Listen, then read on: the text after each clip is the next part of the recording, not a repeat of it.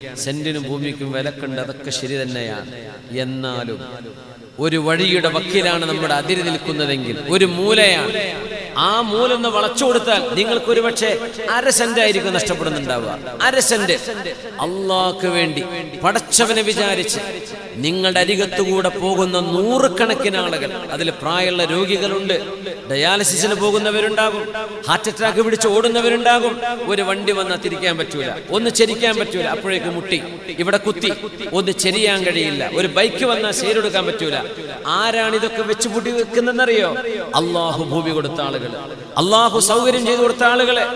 ആ മതില് വെക്കുന്നത് 2 അടി ഇങ്ങോട്ടുള്ളിലേക്ക് വലിച്ചാൽ, ആ മൂലെങ്ങനെ കൂർപ്പിച്ച് നിർത്താതെ ഒന്ന് നേരെയാക്കി കൊടുത്താൽ എത്രയോ മുഅ്മിനീങ്ങളുടെ നല്ല പ്രാർത്ഥന കിട്ടും. നല്ല മനുഷ്യൻ കേട്ടോ, ബുദ്ധിമുട്ടാക്കാതെ പോകാൻ പറ്റിയല്ലോ, എന്തൊരു സൗകര്യം ചെയ്തു കൊടുത്തു.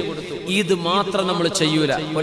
കൊല്ലം മുഴുവൻ ഉംറക്ക് പറക്കും, എല്ലാ കൊല്ലവും ഹജ്ജിന് പോകുന്നുണ്ട്. സ്വന്തം നാട്ടുകാർ, സ്വന്തം അയൽവാസികൾ ഈ മനുഷ്യന്റെ ഒരു ഒരു ഒരു ഒരു പിടിവാശി കൊണ്ട് പ്രയാസത്തിലാണെങ്കിൽ എന്താ മുഅ്മിനെ കാര്യം? ആളുകളുടെ ശാപല്ലേ നമ്മൾ കേൾക്കുന്നത്? അള്ളാഹുവിന്റെ വജ്ഹ് ഉദ്ദേശിച്ച് ചെയ്തു, അള്ളാന്റെ വജ്ഹ് ഉദ്ദേശിച്ചിട്ട് പറയാൻ. നമ്മുടെ നാടുകളിൽ വഴികൾ ഇങ്ങനെ ഇടുക്കി കൊടുത്ത് വഴി തടസ്സമുണ്ടാക്കുന്നത് നീക്കിയാൽ അള്ളാന്റെ റസൂല് പറയാൻ, സ്വർഗത്തിൽ ആനന്ദിച്ച് നടക്കാൻ അവർക്ക് വഴിയാകുമത്.